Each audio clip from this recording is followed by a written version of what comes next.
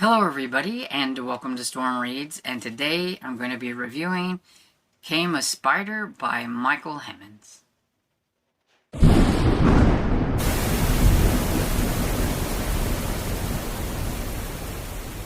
Okay, so today I'm going to be doing a spoilery review of Came a Spider by Michael Hemmings. I don't foresee anybody getting their hands on this book and everything, and I know some people were invested whenever I was talking about it and were wanting me to give a spoilery review and just let them know how it ended and everything. And so I thought I would go ahead and do that. So, this book, I have looked everywhere trying to find like other copies of this book in case, well, maybe somebody might want it. And the only place I can find anything is on Amazon, and the book is $159.98. Don't know who's selling it, but all they have is a generic cover on there for like if you don't have a cover and everything. And I'm thinking if you're trying to sell this book for $158, do the courtesy of downloading a photo so that people can see the condition that the book is in, because that's crazy. I got my book, it looks really nice, for like $1 at thrift store. so I got lucky, I guess, and everything. And I tried to find more information on Michael Hammond, and I just really couldn't find a whole lot. Like, it's like he's just not there. I don't know. But I did find a picture that Amazon has, and there isn't about the author, and it looks like it's written as if the author wrote it and everything, but I'll just go ahead and tell you a little bit about what it says. So it says that he was born in Oklahoma and he earned a BA and an MA at the University of Oklahoma.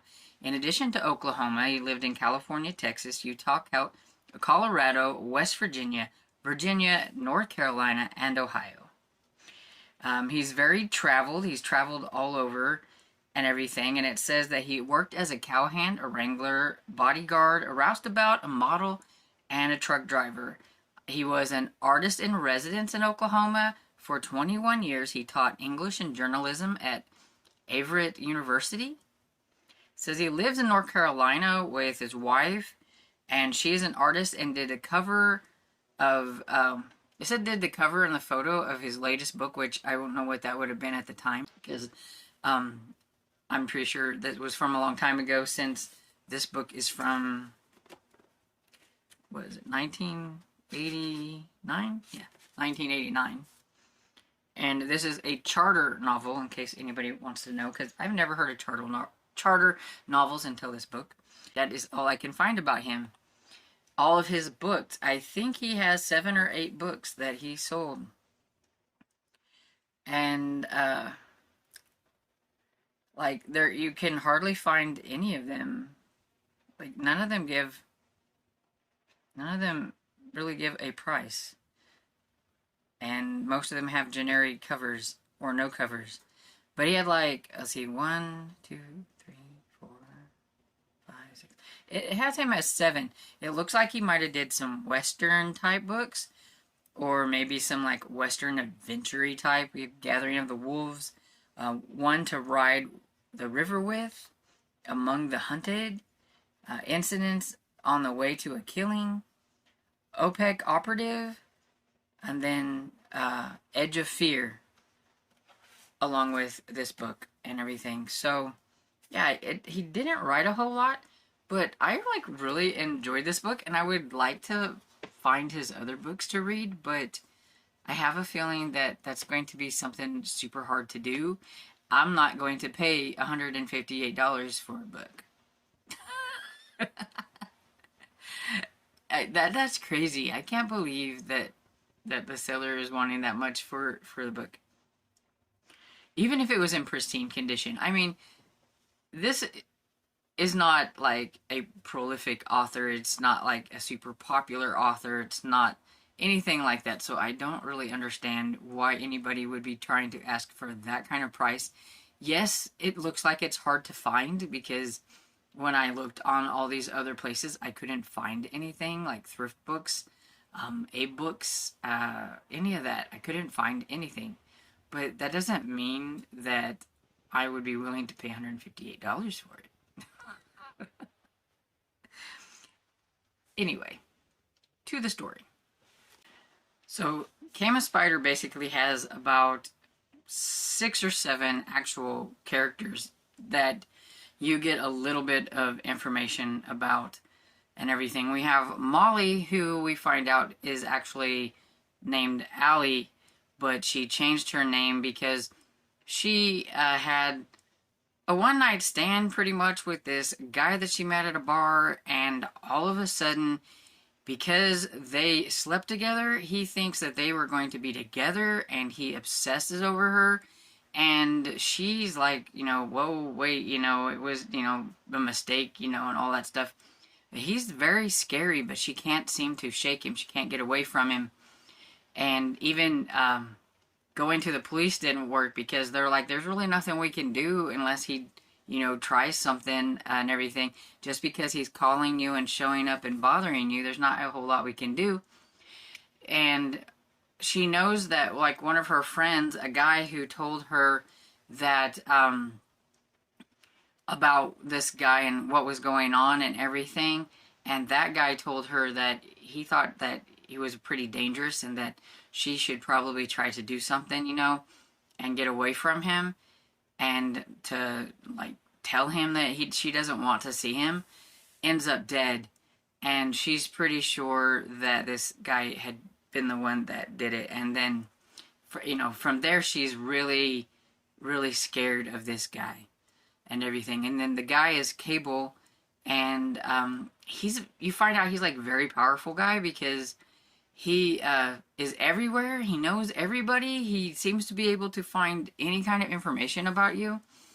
And it's, it's like, how in the world is this person getting all this information and everything? And then you have Jake, who is her now love interest, because it's been several years, and she thought she was safe, but at the same time, she's not. That she's in the back of her head, she doesn't want to have a huge relationship with this guy, but she is really liking him, and Jake is really liking her, but he doesn't seem to get very far with her. She kind of keeps him a little bit at a distance. And then you have Andy, who is the guy that Jake hires to protect him, and then you have Tubby, who is a guy that works with Andy, and you have Charlie, who is also a guy that knows Andy, and then you have Cowboy, who is like one of the main bad guys that's working with Cable and everything. And those are pretty much the characters. And so this starts off with a prologue where you know that Cable has found Molly. You don't know what his name is, I don't think, at the beginning, because it just says he or whatever, but you know that Cable has found Molly and that he has a file on this Jake guy, and he's like, knows that this is her latest guy and everything, and he's trying to figure out what he's going to do about it. Then it goes to Molly and Jake has some work. He's a lawyer, he's a corporate lawyer. He's got to go on a business trip, and he kind of wants her to go, but she's like, no, she'll stay home. And so he ends up leaving, and then Molly, she decides to go to the grocery store. And while she's at the grocery store, you know that there is a guy outside that is watching everything going on. And this guy goes into her house and kind of ransacks her house a little bit and everything. Enough that when she gets back, she does look at something and think, something's not right here. Like, somebody's moved something, but she can't really, it's just like, if you was to come into your house and just feel like something was off. And then she gets a phone call. And then that's when she knows that Cable has found her. She was starting to kind of let her guard down a little bit. And I think, and that's like, it's like he just, lets her get used to her new life. And then boom, like he's back. And she just doesn't understand how he found her, because she was told basically to change her name, her life, and move. Don't even tell anybody where she was going. And all that stuff. So he had to pretty much just throw her other life away and everything just to try to get away from this crazy guy. But yet, he still seemed to be able to find her and everything. And then it kind of goes to Jake, and so Jake is driving. He's on this business trip, and thinking about Molly, how he really really likes her, and all that kind of stuff. Just driving down the highway, minding his own business, and then all of a sudden, this truck comes out of nowhere, and he's rams into him. He's trying to knock him off the road, and he's like, "What the heck?" And he can see the look in this guy's face. He is angry. He is not nice, and he doesn't have a clue. And the guy ends up ramming him, and if it wasn't for Jake being a little bit of a quick thinker of what was going on and getting out of his little, I think it was a Datsun. That's dated, right? A little Datsun. That he probably would have been killed instantly right there, because he rams into him and pretty much just pushes that Datsun like over, and then the guy leaves and everything. Jay calls the police. He's talking to the police and everything, and they're looking at the wreckage, and he's like, "Do you have a clue why this crazy guy was doing that?" And he's like, "No, like, I don't have a clue. I don't know." He goes, "I'm just a corporate lawyer. I don't really think I have, like, any enemies or anything." And so, I mean, Jake is totally clueless. But we kind of know what's going on. And meanwhile, Cable is taunting Molly with saying that Jake is already dead. And I think maybe Cable was hoping that Jake was dead, because he should have been dead, but he's not. But so he's telling her that, but he's also tells her that if she doesn't want Jake to die, that she needs to break off all contact with him at all. Nothing. Can't have any contact. But Molly's not really sure how much to believe of Cable. She doesn't understand, how can this guy know everything? Who is he? Is he police? Is he government? Who is he? Why does he know everything? He's so smug about being able to find her, say that he knows her every move. He knows exactly what she's doing at any time. And she wasn't really quite sure how much to believe, so she tries to contact Jake, and she tries to call his business and everything. And while she's trying to call, when she asks for Jake, all of a sudden it's dead silence, like, there's no more. That's when she kind of like, well, great, okay, so Caleb does know things, because he's cut her off or whatever. And so now she is super worried about Jake, because she's not really sure at this point in time if he is still alive or not, because she can't get in any contact with him. Jake, meanwhile, has no clue what's going on, and he's worried about Molly, because just in the back of his mind, he's like worried. He goes to his office, and he tries to call Molly, and he can't get nobody. And there's nobody there. He goes by the house, because he's like, forget whatever he was going to be doing. He's, the guy told him that, he needed to take the day off or whatever after, everything that happened. So he goes to check, and she's not there. He tries to call, he can't find her. So now he's super worried, because, some guy tried to run him off the road, and now he can't find Molly.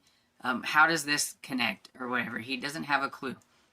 But it was while he was at his office, he sees a guy outside, like, watching and everything. And it's not till he notices that it looks like there's a lot of cigarette butts on the ground, which means that guy's been there for a long time. And then the guy gets out, and he's in like this fight for his life again with a guy with a gun.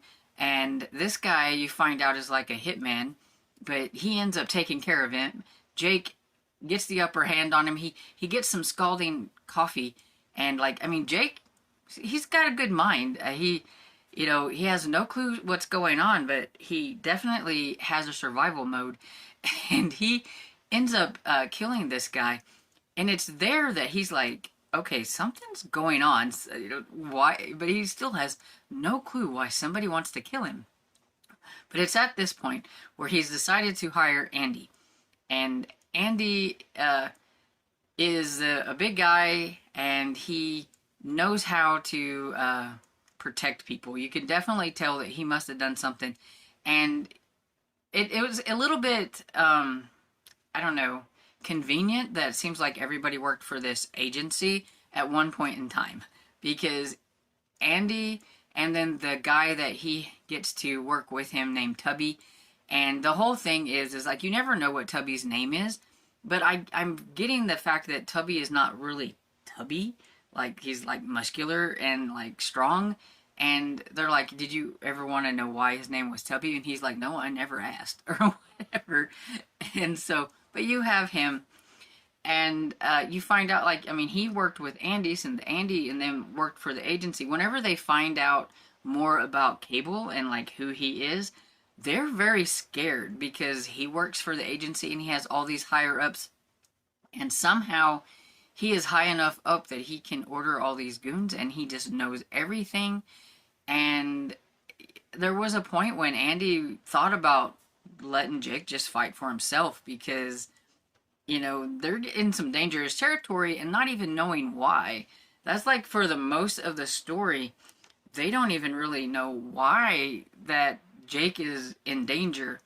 They finally do find out some more things about Molly, and that like Molly doesn't exist pretty much and everything. And then that's when, you know, like, well, who is she and what, you know, what does she have to do with this guy that is trying to kill Jake? And there was a very sad part towards the end where they're in a shootout and everything, and Tubby gets killed, and I liked Tubby. And Jake ended up having to shoot somebody, and he's trying to deal with all this. And Jake's not cut out for this. He's a lawyer. But he holds his own. I mean, as they're going through this whole thing, Andy is teaching him like how to survive and how to shoot, you know, what to do when he's got the gun in his hand and all that kind of stuff. And he's pretty much winging it, but he's doing a pretty good job of it. But I worried about him a few times. And Molly, she's playing sort of a cat and mouse with Caleb at times. She tries to get away, but he always finds her, and all this stuff kind of back and forth until eventually somebody catches up to her, one of his goons, kidnaps her pretty much, takes her. She ends up, they don't want to talk to her, they don't want nothing to do with her. You know, they know their job, they're professionals. You don't talk to the person that you may have to kill. So they don't want to talk to her, they don't want to know anything about her, they don't want nothing. They just want to get their job done. And then, like, she meets a guy at an airport, and that guy takes her to this other place. And you don't really have any clue, like, where Molly's being taken. You just know that she's being taken. We do learn later that she is, like, in kind of a desert setting. And that's where we meet Cowboy. And Cowboy is, like, the main goon that is in this for the most part, because he's the one that is staying with her in this secluded place. I mean, he pretty much tells her that she can try to run away, she can try to leave, but she's not going to get far. So you kind of figure out that she's kind of in, like, kind of a deserty place and everything, because walking, you can walk for miles and miles and not be able to, you know, find something. You definitely would need a vehicle if you're going to get out of this place. And so she is stuck there, and she's very aggravated. She's worried about Jake, though at one point Cable does say something that lets her know that Jake is still alive, so she has, like, some hope and everything.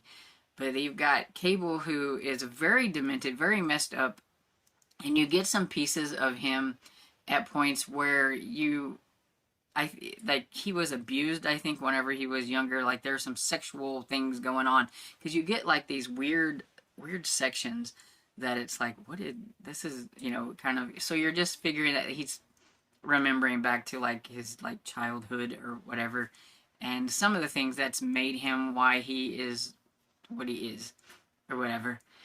And you've got Jake and Andy, and they get into some pretty scary things. And towards the end, there's another big shootout. and Andy gets shot, but he doesn't get killed. He gets shot. And he knows that there's no way that he's going to be able to help Jake from there on out. Jake's going to be on his own. I forgot about Charlie. So Charlie is somebody that also works for the agency, but he's still kind of there at the agency, and he's been given Andy and them a little bit of information, but he can't do a whole lot because they're like, you know, they're looking into this guy. They've got stuff on this Jake. They've got, you know, and at one point Andy's like, just get out, don't, you know, we don't want, there was some people fishing, there was a lady who was asking him some questions, so that he thought that they were fishing for information, and so they thought Charlie needs to just kind of stay out of things. But he's somebody that works there at the agency too. Like I said, very convenient that like all the people seem to either are retired from the agency or worked for the agency at some point in time. That you don't really know what agency it is. You just know it's a government agency and everything. And I'm figuring, you know, it's something like, you know, CIA or something like that kind of agency, which is why I had mentioned in one of my reading vlogs that it reminded me of Scarecrow and Mrs. King because they worked for the agency, but you don't know what agency. And so after Andy is out, he gives Jake information so that Jake can call Charlie and try to get a little bit of help. But Charlie is wondering whether he wants to get involved or not get involved. And I mean, I don't blame him. These people are killing people left and right, and they're, you know, they don't seem to care one way or another. They're just, and it makes you wonder, it's like, how does this one guy have so much control over all these people that they would just go rogue and just kill people for no reason? Like, I mean, I would think, I would want to know, why do you want to kill this Jake? What is Molly, you know? But no, they're just going to do whatever he says, ask no questions and everything. And it's just crazy. But, you know, Jake's learned a little bit. He does talk to Charlie, and he's, you know, on his own now.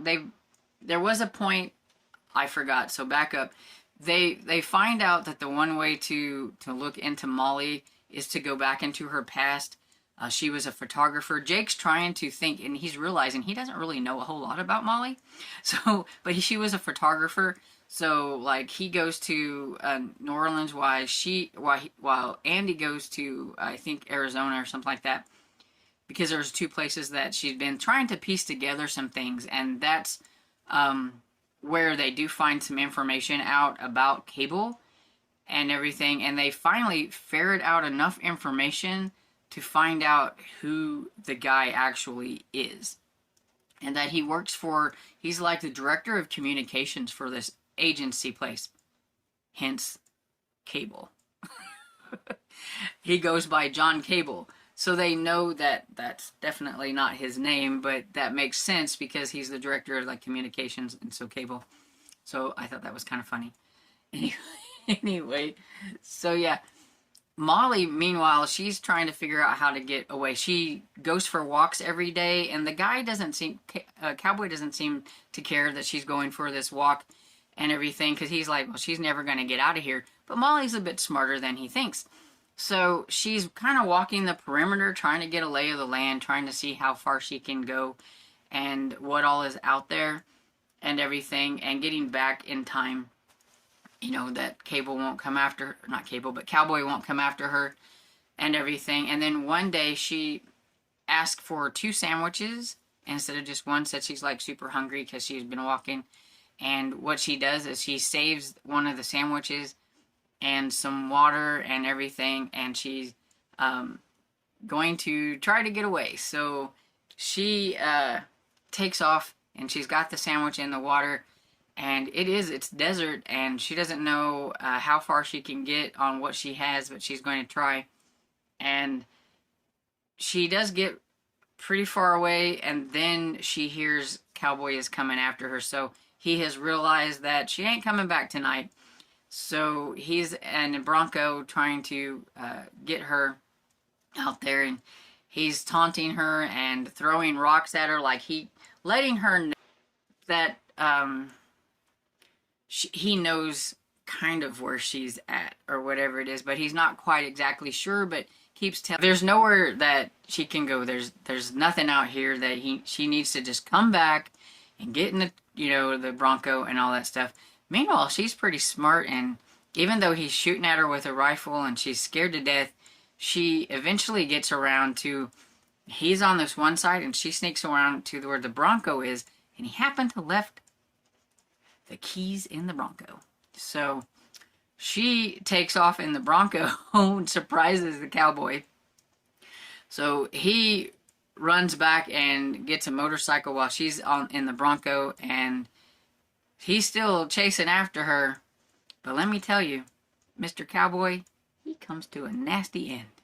I mean, she doesn't care, and there's this one part where he's in the middle of the road, and he's got the shotgun, and he's shooting at her, and she's just, hoping she doesn't get shot, and she's driving that Bronco, and she just smashes into him and just runs him right on over, and poor little cowboy didn't have a chance. It's kind of like, oh, he's, he's a bad guy, but at the same time, you feel a little bit sorry for him. But yeah, so no more cowboy, and she gets away. And so the ending, I thought it was a little bit different than how I thought it was going to happen. One thing I forgot to say, whenever Jake was in New Orleans looking for her,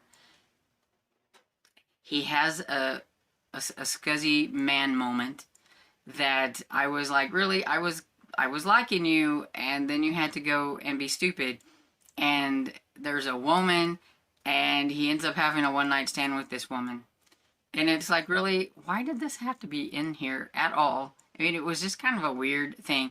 The only thing she was really good for was she really did tell him, because she's like married, I think, and knew he had a girlfriend, and knew it wasn't going to go anywhere, but she did think he was nice. And he did tell her his story, like what's going on, like he needed to unload on somebody, and I guess that's what it was.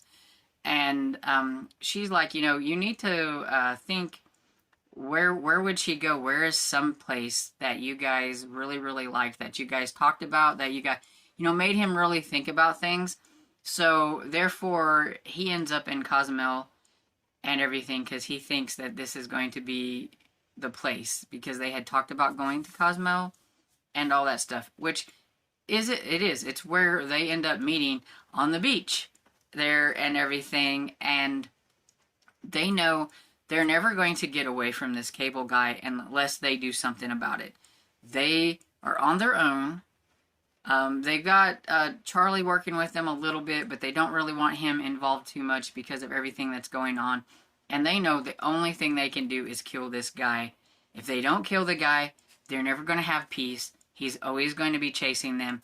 What they ended up doing is pulling a cable and learning a lot of information about the guy and how he operates and the things that he does, like the hitmen that he gets involved and things like that, where they end up finding out where he is, where he's located, and they're taking the fight to him. And so they end up somewhat outsmarting the cable guy.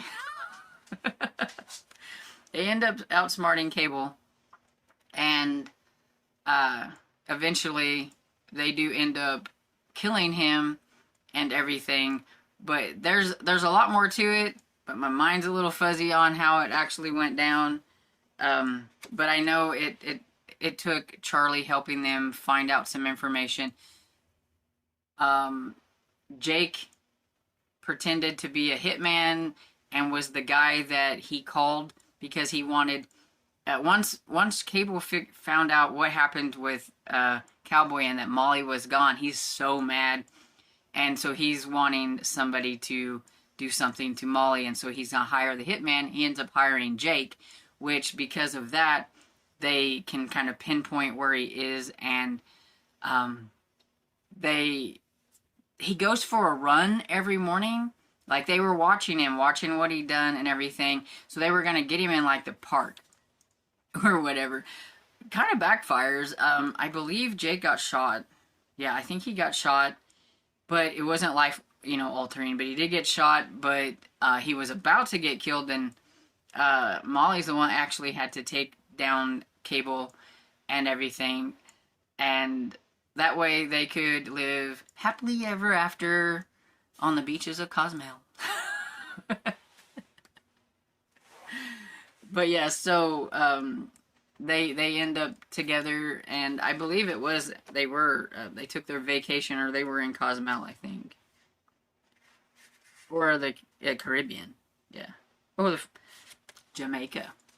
They went to Jamaica, so I knew they were on a beach somewhere, or they were in like a place where it was nice and sunshiny. So they get their little happily ever after and all that stuff. But yeah, it was really interesting. I was really invested in all the characters.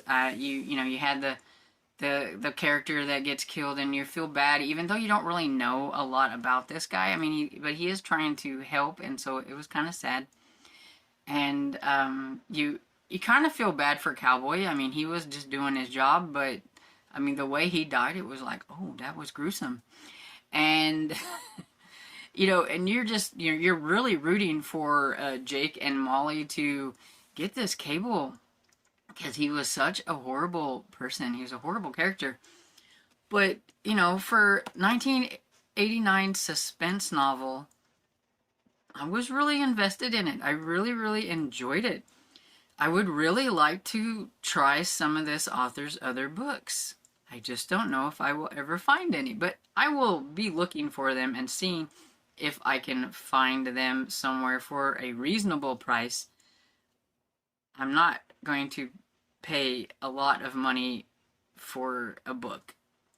It has to be like something that's like super duper important to me for me to pay too much money for anything. I'm very cheap. But anyway, that is Came a Spider in a nutshell, what happened and how they ended up getting away from this guy and that guy's demise.